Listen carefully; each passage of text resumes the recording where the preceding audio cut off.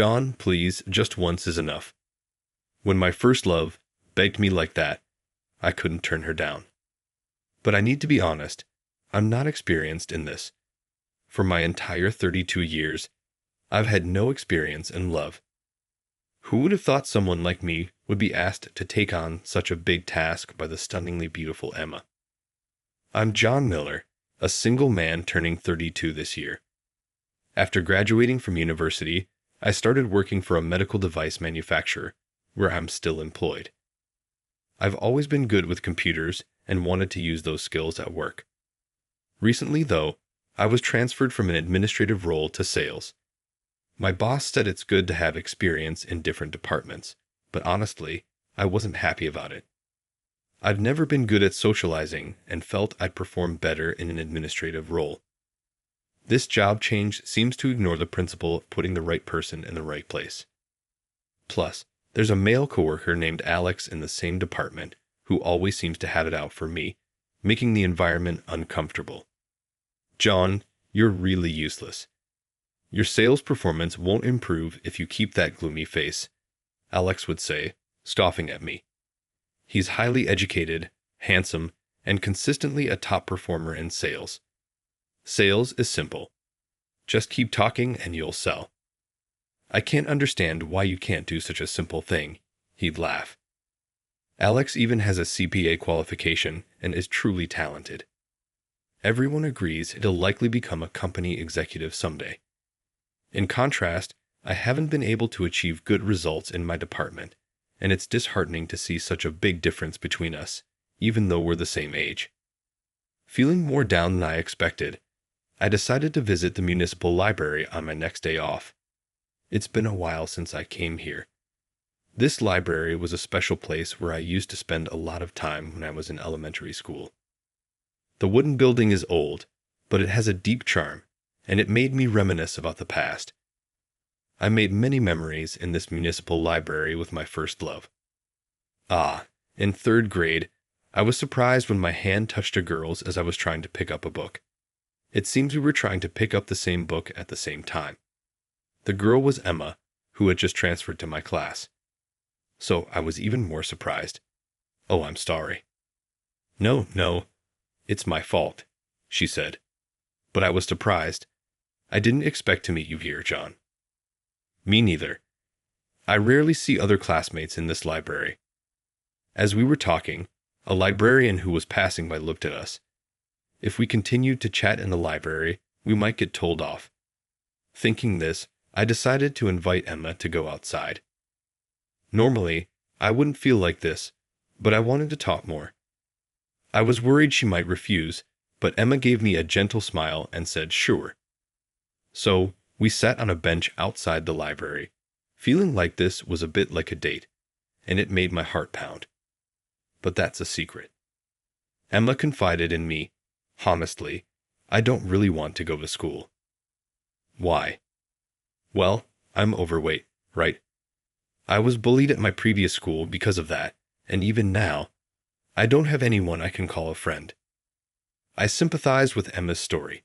I'm also not good at communication and don't have many friends. Me too. I honestly find it hard to go to school. This is the first time I've been able to talk honestly with someone like this, so I'm kind of happy. When I said this, Emma replied, "Me too." Looking back now, I think that was the moment when a friendship was born between us. We naturally became friends and met frequently at the local public library. We certainly had conversations at school, but if we were too close there, we risked becoming the target of teasing with people saying, "Are those two dating?" We both wanted to avoid that, so we kept a certain distance from each other. Over time, Emma also made a few female friends. Her modest and gentle nature probably made the other girls feel close to her.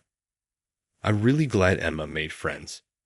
For some reason, even though it wasn't about me, I was happy to see Emma enjoying herself. When we first met, we were both too young to understand the concept of love. But as the grades went on, I began to realize that my feelings for Emma were special. Emma and I have the same taste in books, and just talking to her is a real joy. Even though I was full of complexes and often felt suffocated in school life, the time I spent with Emma gave me the energy to live. I hoped this time would continue forever. That was my strong wish, but when we became middle schoolers, that dream was sadly shattered. In fact, two changes occurred for Emma and me when we entered middle school. The first was that we, who had always been in the same class, were separated when we entered middle school. Because the class composition remained the same for the 3 years of middle school, we were thrown apart. The other change, to the surprise of both me and those around me, was that Emma had transformed into a very beautiful girl. Upon entering middle school, she had been a bit chubby until then, but she became slender all at once. Even the boys who had not noticed her charm before began to make a fuss over her. Isn't Emma just the cutest? She's also top of the class. I really admire her. Watching Emma become the object of everyone's affection, I had mixed feelings. I'd always thought Emma was cute, even when she was chubby. She'd always been self-conscious about it, so seeing her gain confidence was a good thing. However, seeing Emma becoming more popular and more unattainable, I was hit with the fear that our time together was coming to an end. Sure enough, when we got to middle school, the studies got tougher, and with the added pressure of extracurricular activities, we both became busier. The frequent visits to the public library that we used to enjoy in elementary school became a thing of the past. But still, we managed to arrange a meeting at the public library and had a great time. We haven't had much time to hang out since starting middle school, have we? Yeah, and we're not even in the same class anymore. It feels weird, but we should try and come back here when we have some time. With those words, Emma gave me a warm smile. Our friendship was forever. I felt relieved thinking that, but soon enough, my feelings were shattered. John, can I talk to you for a sec? One day during break, I was suddenly called out by a guy in my class named Jack, which surprised me. Jack was good-looking, the ace of the soccer team, and one of the top guys in the school's social hierarchy. What could he possibly want with me? As Jack led me behind the school building, he suddenly grabbed me by the collar. Confused and not knowing what was happening, Jack spoke to me in a harsh tone. You've been hanging around the public library waiting for Emma, huh? I've got my eye on her, so don't try anything funny. Listening to Jack's words, I was shocked. It seemed someone had seen Emma and me meeting at the public library. I tried to defend myself, but Jack was not in the mood to listen. Do you really think someone like Emma would give a guy like you the time of day? Know your place, man. With that, Jack let me go, and I fell to the ground. Jack walked away as if nothing had happened. I was left sitting there, stunned and shocked by what had just happened. A school hero like Jack was interested in Emma. In such a situation, it felt absurd for me to ask Emma for friendship. Emma was always kind to me, but I couldn't help but feel that, deep down, she may have been annoyed. That night, I cried myself to sleep, my mind filled with thoughts. From then on, I stopped trying to interact with Emma. I used to pass by Emma's classroom and go to the public library whenever I could, but I stopped all that to keep my distance from her. The school was full of students, so naturally, the interaction between Emma and me decreased dramatically. We passed each other in the hallway from time to time, but we stopped greeting each other. Although I felt lonely, I accepted the situation. Emma's father was a practicing doctor, and she was a true lady and the school's princess. There was no way she and I could ever be together. If that's the case, it's better to give up before my feelings of affection become any stronger. And so, my first love quietly came to an end. Since then, I never dated any woman. Heck, I didn't even fall in love with anyone else. I grew older, all the while remaining utterly unacquainted with love. Still, it's undeniable that even now, I can't forget my gentle feelings for Emma. People might laugh at me for still carrying that adolescent crush from middle school, but the feelings I never expressed and kept sealed away never faded in me, even as I became an adult. With these bittersweet memories of Emma, I decided to visit the city library, where an unexpected event occurred. Shockingly, Emma was at the library. Our eyes met, and we froze for a moment. Neither of us ever expected to reunite in such a place. Even though I thought I would never see her again. 17 years since our last meeting, Emma had become even more beautiful. While I was still frozen in surprise, Emma slowly approached and began to speak. You're John, right? Yes, I am. What a surprise meeting here.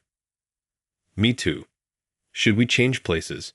Everyone is kind of paying attention to us. Just as Emma said this, other library patrons were staring at us because we looked so surprised. So we decided to talk outside. Somehow, this felt nostalgic. I ended up having tea with Emma at a nearby coffee shop. I never thought I'd be having a one-on-one conversation with Emma. As we were chatting, suddenly, Emma started with a troubled expression. I think I can ask you, John. You see, I'm being forced into marriage. What? I was surprised by Emma's unexpected proposal. You see, I'm currently working as a nurse at my father's clinic, and a supplier who visits there regularly has been making a pass at me. My father, seeing me single and without a boyfriend, is insisting that I should marry the supplier. But I absolutely don't want to. That sounds tough. So, John, please pretend to be my boyfriend just once. What? I was surprised by Emma's unexpected proposal. Who would have thought I'd be asked to play the role of Emma's boyfriend? When I was trying to reject the man's proposal, I impulsively lied that I had a boyfriend. But he's so insistent and wants to meet the boyfriend. Even my father is telling me to introduce him. I'm really in trouble. But John, please, just once. Looking into her moist eyes, I couldn't refuse my first love's request. I get it, but I don't have much experience with this, so I might not be good at it. Thank you. If you were sitting next to me, it's fine. I'll do all the explaining to him. And so, I ended up agreeing to play the role of Emma's boyfriend. The following Sunday, the venue was the lounge of a hotel where the man who proposed to Emma was supposed to come. As I was ironing my shirt to wear to the lounge, I had mixed feelings. I was happy to reunite with Emma, and happy that she relied on me, but I wondered why such a beauty like her was single and not dating anyone. If Emma were as beautiful as she is, she should have many other male friends. So why did she choose me? I spent the day with these questions in my heart, but there was another twist waiting for me. Surprisingly, the person who showed up at the lounge with Emma was my colleague, Alex. Why is John here? Even Alex looked surprised and turned to me. Can it be that you two know each other? Know each other? This guy's my colleague. Saying so, Alex glared at me. Even as we faced each other in the lounge, Alex didn't bother to hide his irritation and was quite dismissive. Why did you, Emma, end up dating John? Actually, we're old childhood friends. That's how we naturally started dating. That's suspicious. I work with John, but I never saw any signs of him having a girlfriend. Alex said, looking at us suspiciously. Emma made up a story, but it seemed like Alex saw right through it. Could it be, Emma, you wanted to turn down my proposal, so you asked John for help? No, that's not true. But you two, despite supposedly being lovers, are distant. No matter how I look at it, you don't match. Upon hearing Alex's words, old memories flashed back. During middle school, the words showered by Jack echoed in my mind. Emma is a lady, very beautiful, but John is a complete loser. No matter how I see it, there is no way Emma could love John. Stop putting him down any further. Not expecting Emma to raise her voice, Alex and I were surprised and looked at her. Emma's cheeks reddened, her eyes watered, and she trembled. Alex, John is a wonderful man, more than you think. I love John, and I won't allow anyone to insult him, even if it's just acting. To think Emma would defend me, I was touched. Alex opened his mouth, looking uncomfortable. Got it, Emma. I'll give up on you. You two enjoy yourselves." Saying that, Alex got up from his seat with a displeased look and left the lounge with incredible speed. As Emma still had tears in her eyes, I suggested we leave as well and decided to let her cool down in a nearby park. I sat her down on a bench and handed her a handkerchief. "Emma, thanks for defending me. That was quite the performance." "It wasn't an act," Emma said, surprised by our words. My eyes widened as Emma began to speak. "I've always liked John since long ago. When we got to middle school, I felt like I was being avoided, so I thought I had to give up. But I couldn't like anyone else but John. The reason I asked you to act as my boyfriend this time is because I really wanted to be connected with you in some way." Upon hearing Emma's words, I was struck with a huge shock. Could it be that Emma felt the same way about me? I decided now was the time to tell her how I really felt, and I opened my mouth. "I'm sorry, Emma, for avoiding you. But the truth is, I've always had feelings for you." "But why did you avoid me then?" "Because you became so beautiful. I thought I wasn't good enough." "That doesn't matter. You were the only one who was kind to me, even when I was overweight. Actually, I started dieting because I wanted you, John, to like me." 17 years passed since that misunderstanding, but it was now cleared up all at once. We laughed together, and before we knew it, we were in a strong embrace. It was a passionate embrace that seemed to fill the 17-year gap. I won't ever let you go. "Emma, thank you. We've had a big misunderstanding, haven't we?" "Yes, but don't worry. We have much more time ahead of us." That's how we officially started dating and got married a year later. I quit my job on this occasion and started working in the administration department at Emma's family hospital. Emma's dad congratulated us on our marriage. When we got married, I had a conversation like this with Emma's dad. "I can trust you, John, to take care of Emma." "Thank you." After losing my wife and having to raise Emma by myself, I felt quite rushed. I once recommended she marry Alex, who used to visit us often, but I guess I need to be more discerning. I never expected him to get fired. That's right. Alex, after being turned down by Emma, either out of desperation or recklessness, approached many women at his other clients, which led to numerous complaints, and he ended up losing his job. The important thing is not how others see you, but how you two feel about each other. You and Emma truly love each other, so I'm sure you'll make a good couple. I think so too, because we're not connected by appearances or status. We're deeply connected by our inner selves. That's why, no matter what happens, I'm confident I will always love this woman